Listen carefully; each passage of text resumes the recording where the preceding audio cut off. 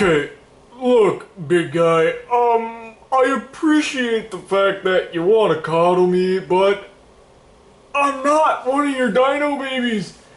Please put me down. Please. Stay nerdy and get your geek on.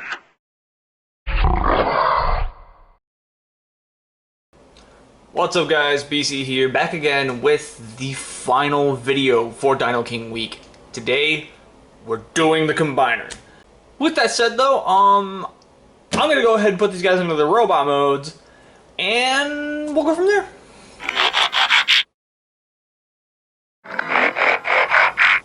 Alright, time to combine. Let's get this on the road. So first things first, we gotta do some prep work for the arms and the legs.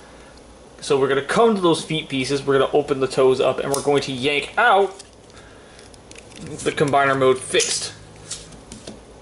As you can see, I yanked out the left hand, so that's gonna be the left foot. This circular clip just clips on right where the knees are. Or at least what would be the knees for when he is in bot mode. There we go. So we got one hand on, then we're going to take the foot, and it literally just fits in the middle here. So we just tab it in right here. If it'll cooperate with me, normally it does. I don't know why it's not now. Oh wait, never mind. I know exactly why. I'm recording a video, so of course everything's gonna be all out of whack. Come on. There we go. Come on. There we go. And there you go. Dino Roku now has a foot attached to him, and we're going to do the same thing with Dino Knee and Dino Go. So, Knee Go. Shiroku. Yeah, it's going to be one of those guys. So, once again, we're just going to go ahead and plug the hand on. We'll get an articulation once we get into the combined mode. But with that said, we're gonna let's see if this will be kinder to me.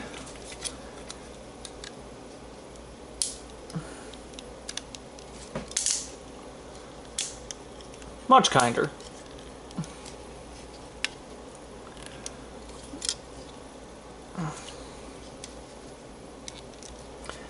Alright, there we go. Then we're gonna come back here, we're gonna flip these little tabs open on them. It'll make sense in a minute, I promise. And I just knocked over the bottle cap. But that's okay, because we don't need the bottle cap. And it's smacking into the camera. I've been doing that this entire friggin' week. I'm so sorry, guys. So, anyways, we're gonna get Dino-san and Dino-ichi to connect together. And how they're gonna connect together is actually quite simple. You're gonna take Dino-san and these two tabs up here and this one tab back here are all going to attach to the underside of Dino-ichi. Right here, and right here. And you basically just drop it on, line it up, and just give it a good push. And let me tell you, that push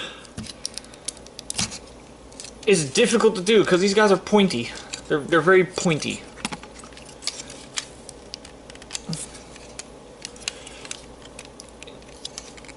And now that's on. So once we get all of this in place, there is Dino King's torso unit.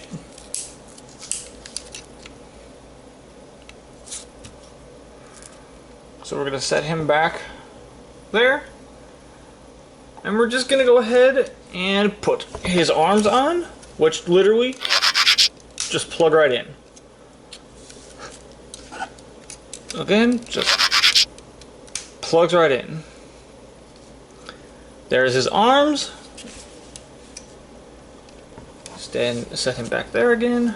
And the reason why I felt these things are meant to be upward like this and not down here is when you connect these guys on by sliding this through and closing this tab up. With these folded down, they rub up against this shoulder piece. And it's kind of annoying. So I usually just do it like this. Do the same thing over here on the other side. Slide it up and in. Bring it around and push that in, and that's what locks the whole thing into place. Kind of get the whole thing looking right. And that said, here we have Dino King, aka Saurus-Ryuoh, in his robot mode. Not robot mode, in his combined mode. And okay guys, I'm just gonna say it. This looks amazing in person. This looks absolutely amazing in person. Now, before we go further into the final thoughts of the whole set, including the combined mode, we gotta start talking about features and gimmicks and articulation and such. You can hold the gun. Kind of. It's not the best... It's not the best gun for him to be holding, because it's got all of this stuff literally on the back of it. Like, this is the best I've gotten him to hold his gun. But even then, you know, there's no true way of knowing that he's actually holding that freaking thing. However, the weapon that I personally have him holding is the axe, which in this case, you just plug the axe together. Well, I mean, you could put all of... Actually, no, you couldn't. Wow, that's kind of sad. Never mind then. You gotta do it like this. Whatever. Whatever! Hey, it's all good. It's all fine. This fits in his hand like a glove. Like a glove. And I want to make something very clear. This dude's stability is ridiculous, but given the fact that I am on a tablecloth, or I have him on a tablecloth, I'm not sure how this is going to go over real well. The gun kind of caught him there, so let's see. Let me pick him up real quick. Let's see if I can click something back. There we go. Because he can, if he's on a decent surface. Why are you not cooperating with me? Oh wait, that's right. I'm recording a video. There we go. So, now that we got him semi-standing up, as you can see, he can hold both weapons out like that. As far as weapon storage goes, it's actually quite simple. You take the weapons and you can plug them in on his back.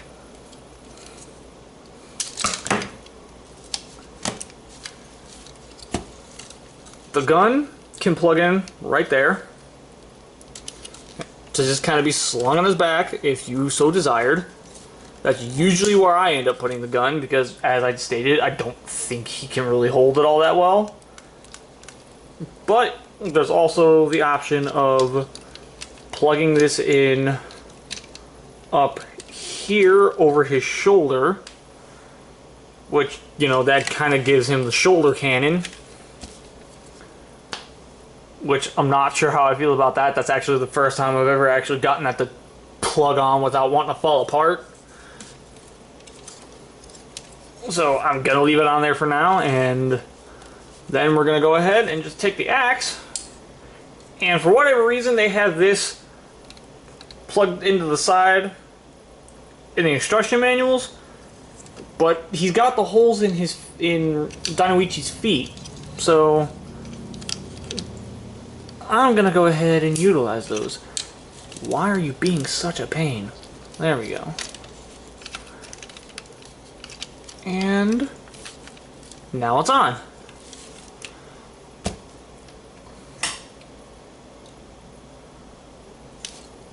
So now he's got all his weapons just kind of bolted onto his back in some way, shape, or form.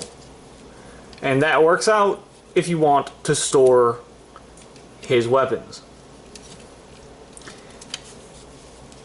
Now, articulation-wise, we can actually do things... Again, I'm going to do things a little differently this time. This time I'm going to zoom in on all of the areas of articulation. He's got a ball joint in his head. And the head itself is on this really loose hinge joint, as I complained about in Dinoichi's video. He's got this flipping piece that I'm pretty sure it's supposed to be straightforward like that, but others are saying it's supposed to flip up to show the detail vents inside of it. I've just been pushing it down because I think that looks better. His shoulders actually have quite a few different things of different forms of movement. He's got Dinoichi's in and out shoulder movement right there.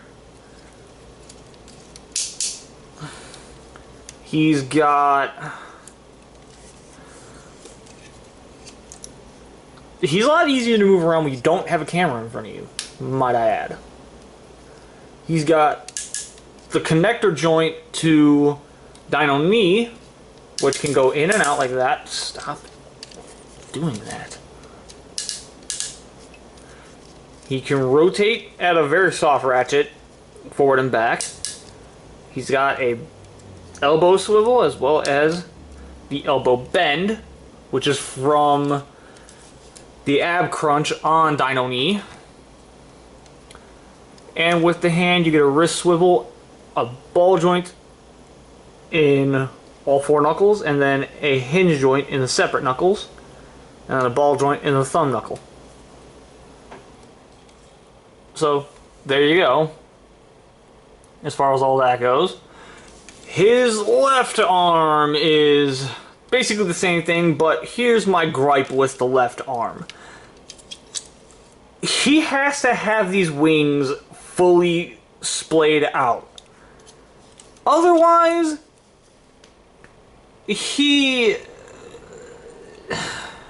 I wish there was a way to fold these up better.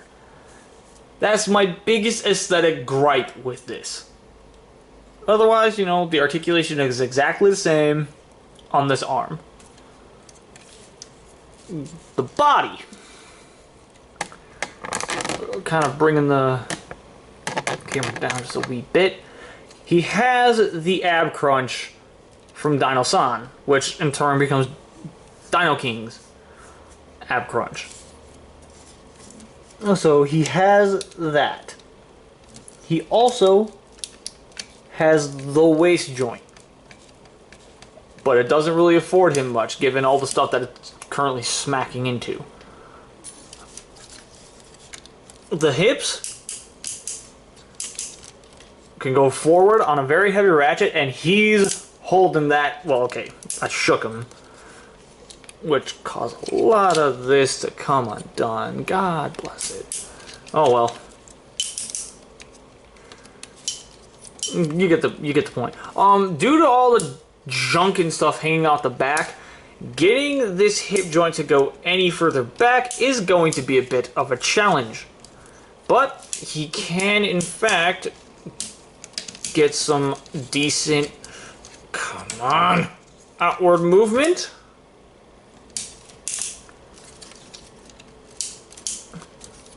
There we go.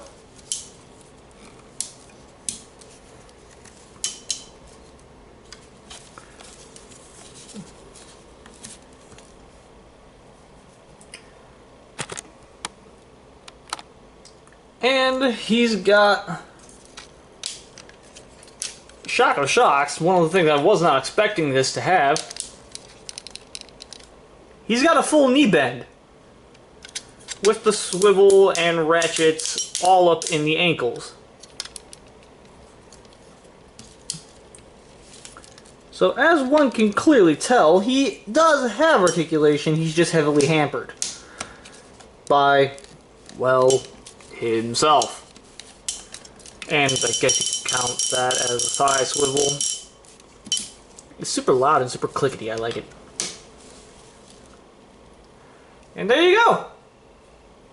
Now, as for a size comparison, bearing in mind I do have plenty of options to choose from as far as size comparisons go, I limited it to only a few sizes.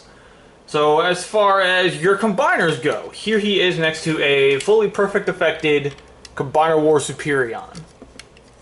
And he's a little shorter. So take that for what you will, but these feet add a lot more height to him. So if we were to swap the feet out and have this just be the stock transformation, they'd be around about the same height. So just thought I'd let you know there. Now, how does he stack up with a leader class figure? Well, here he is next to Power of the Primes, Leader Optimus. And he's taller, but not by much. So, there you go for that. As far as Voyager goes, here he is next to Titan's Return, Voyager Sentinel Prime.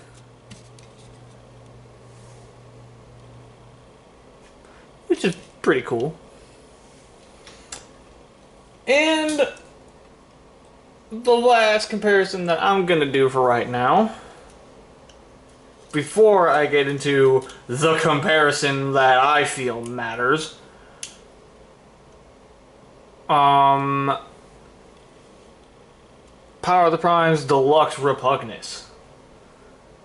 And yeah, he's a big boy, so that basically means that this is effectively 6 Deluxes coming together to form one giant robot. So that's pretty awesome. So with that said, yeah, he is from Victory. So with that in mind, here he is next to Masterpiece Starsaber. And I say that's about right. Maybe Dino King was only either Dino King was around the same height or he was bigger. But bear in mind, he did a lot of mass shifting in the show. So with that said, there's all the size comparisons I wanted to do. So, my final thoughts on the figure. As a whole, as a combiner, how do I feel about Saurus-Ryuoh? Do I think he sucks? No. Do I think he's great? Yes. But do I think he's perfect? Maybe not. He has a lot of issues. He's wibbly wobbly. There are certain things that just don't want to cooperate with you as well as you'd like. And honestly, just the fact that some things just don't want to stay plugged in. Like currently, I'm still trying to get all of this to stay tabbed into place. And it just he requires a lot of TLC every now and again. And those stupid wings. Those stupid wings. I don't understand why they didn't just fold away. But it's fine. It's okay. I like him a lot. I really, really like him. So overall, BC does, in fact, recommend this. If you can get him for a really good price, I definitely say you deserve yourself a Dino King. That's just the way of things. I think he's amazing. But if you're not a fan